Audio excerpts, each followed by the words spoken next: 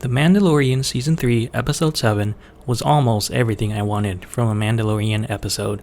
It had competent villains, good action, and good reveals.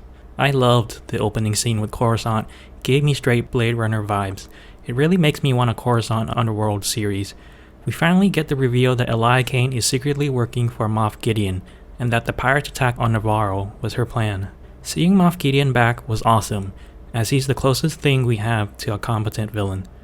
We also see that he has new Imperial stormtroopers with Beskar armor, answering the question to how he was freed in previous episodes.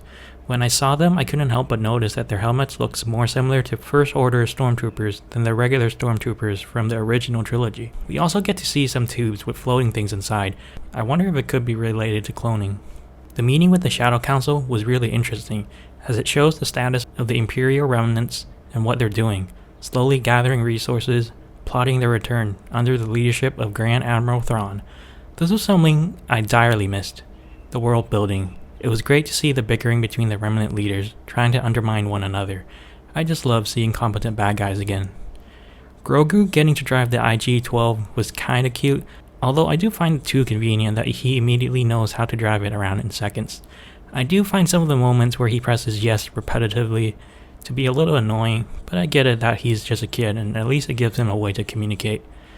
Next, onto the Mandalorians themselves. It really felt like a Game of Thrones scene when both faction and the armorers' factions met.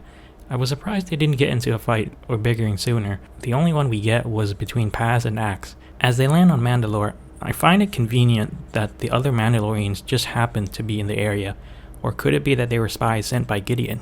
The next scene I also really liked, as we get more backstories. First, we finally get the reveal of how Gideon came to possess the Darksaber.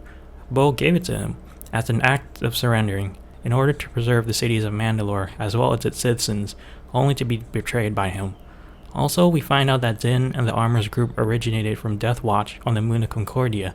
For those who don't know, Death Watch was a group of Mandalorians who opposed being peaceful and pursued more violent warrior-like ways of living, but as time went by, they slowly broke down and dissipated. As they travel to the forge, they encounter this giant beast which I thought would be the Mythosaur, but turns out just to be some random beast.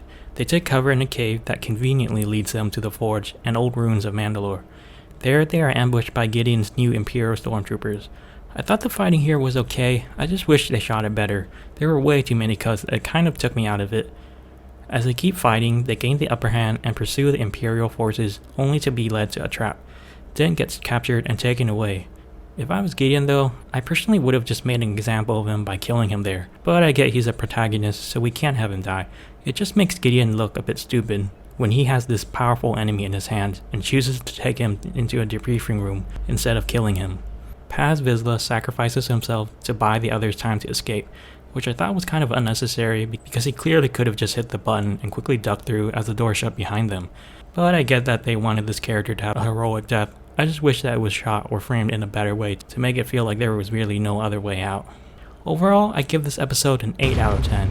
It finally gets the main plot going, we get action, competent villains, backstories, and world building. My only nitpicks are that there's too many coincidences and that Paz Vizsla didn't need to sacrifice himself like that.